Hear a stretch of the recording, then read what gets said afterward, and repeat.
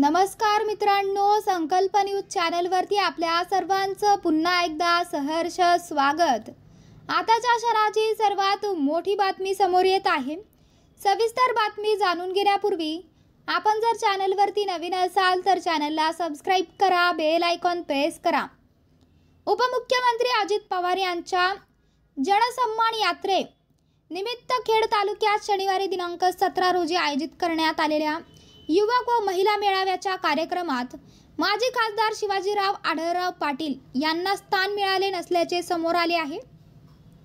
माजी खासदार शिवाजीराव आढळराव पाटील यांना नुकत्याच झालेल्या लोकसभा निवडणुकीत महायुतीच्या माध्यमातून अजित पवार यांच्या राष्ट्रवादी काँग्रेसकडून शिरूरची उमेदवारी देण्यात आली होती।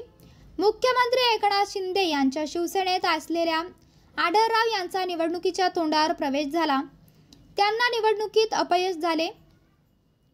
प्रत्यक्ष निवडणुकीत आढळराव पाटील यांना राष्ट्रवादीच्या आमदार कार्यकर्त्यांची मदत मिळाली नाही असे आरोप झाले।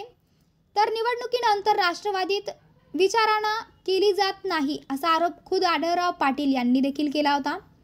आजच्या जाहीर कार्यक्रमात त्यांना उघडपणे डालवण्यात आल्याने व कार्यक्रमाच्या तालुकाभर झळकलेल्या फ्लेक्समध्ये पण आढळराव पाटील यांना कुठेही स्थान देण्यात आले नाही। यामुळे आढळराव पाटील आणि त्यांच्या समर्थकांना ना घर का ना घाट का अशी अवस्था झाली असल्याचे मानले जात आहे। शिवाजीराव आढळराव पाटील माजी खासदार अध्यक्ष पुणे माडा आपण आज निमंत्रण असल्याने सहभागी झालो नाही, त्याबाबत आपली तक्रार नाही।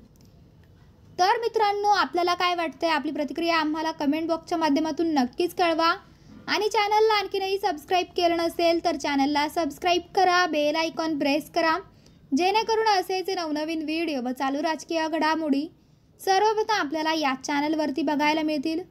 भेटूयात पुढच्या व्हिडिओज, तोपर्यंत धन्यवाद। जय महाराष्ट्र।